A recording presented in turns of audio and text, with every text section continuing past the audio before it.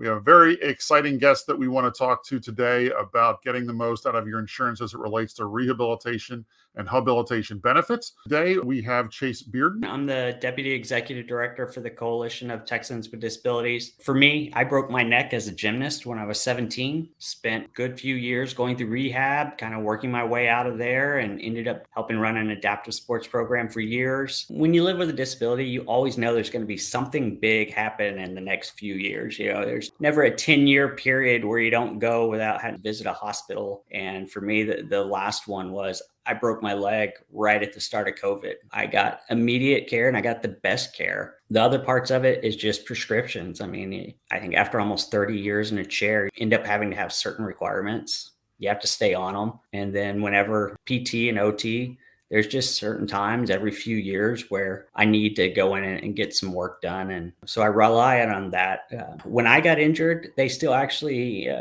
kept you in the rehab for a while. I got 3.5 months of inpatient. I needed that at that time. At C5-6, I wasn't actually moving anything below that. I had torn all the ligaments in my neck from the way I'd hit.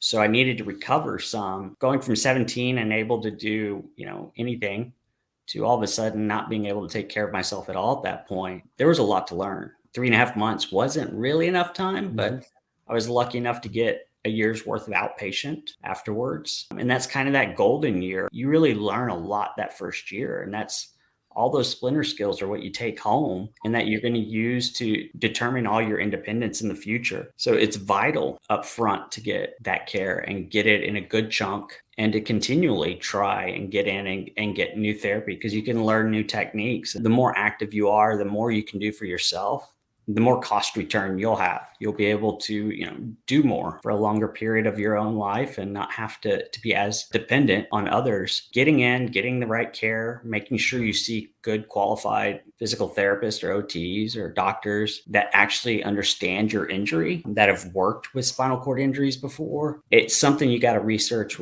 in the process. And it's something that will make a big difference in the amount you bring back home with you afterwards. If I wouldn't have gotten what I got at the very beginning, I definitely don't think I'd be working a full-time job. I don't think I'd have made it through school. The original doctor I had who said, basically, you're probably going to live at home and have your parents take care of you the rest of your life, he probably would have been more accurate. Your network may only have a few choices. The doctors in that choice may not be as good as another doctor. You run into it. There's some that specialize. They know a lot about spinal cord injuries, but they may not understand someone who has CP as well. Trying to find the right doctor and find that right fit and do whatever you can to stick with them. Have that discussion with your HR when they start looking at plans saying, hey, are there things out there that we could do to make the plan better? Or, where are you willing to give a little to get more over here? I think it's learning how to understand what plans you have and what you're going to get. Use the customer service line as much as you can. Just because one says no, always challenge it. If they deny you, don't be afraid to challenge it. Talk to your doctor, see if they'll write that justification. Ask if you can participate in writing that justification. It may take a while for you to get the equipment you need, but you can fight for it and you can argue for it. Sometimes you don't have time to wait and you gotta buy it yourself to add on. If you can start early, just stick to your guns and don't stop calling. It's been a real informative conversation we've had. I want to thank you for joining us today. Thanks, Karl.